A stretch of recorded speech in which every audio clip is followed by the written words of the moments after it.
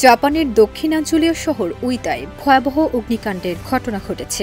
এক রাতেই আগুনে পুড়ে ছাই হয়ে গেছে ১৭০টিরও বেশি ভবন। ১৮ নভেম্বর রাত ভোর আগুন জ্বলে এবং প্রায় ৩০০টিরও বেশি বাড়ি বিদ্যুৎ বিচ্ছিন্ন হয়ে পড়েছে। এলএমই সার্টিফাইড বিশ্বসেরা কপারে তৈরি ওয়ালটন কেবলস, যা আপনার স্থাপনাকে রাখবে সব সময় নিরাপদ। জাপানের জাতীয় অগ্নি নির্বাপন ও দুর্যোগ ব্যবস্থাপনা সংস্থা জানিয়েছে, স্থানীয় সময় ১৮ নভেম্বর বিকেল ৫টা ৪০ মিনিটে উইতার সাগানোসেকি জেলায় আগুনের সূত্রপাত ঘটে। মুহূর্তেই আগুন ছড়িয়ে পড়ে এবং পরিস্থিতি ভয়াবহ আকার ধারণ করে। অগ্নিকাণ্ডের প্রকৃত কারণ এখনও জানা যায়নি। একজন নিখোঁজ রয়েছেন, তবে ১৭৫ জনকে নিরাপদে সরিয়ে নেওয়া হয়েছে। স্থানীয় অগ্নি নির্বাপক দল এবং প্রশাসন পরিস্থিতি নিয়ন্ত্রণে আনার চেষ্টা করছে।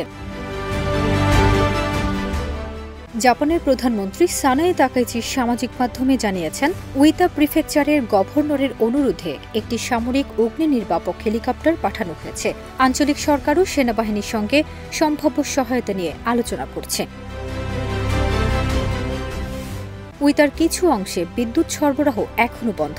তদন্ত চলছে এবং স্থানীয় কর্মকর্তারা শহরের নিরাপত্তা এবং ভবনের আস্থা মনিটর করছেন। এই ভয়াবহ অগ্নিকাণ্ডে শহরের মানুষের নিরাপত্তা এবং অবকাঠামো রক্ষা সবচেয়ে বড় চ্যালেঞ্জ হিসেবে রয়ে গেছে।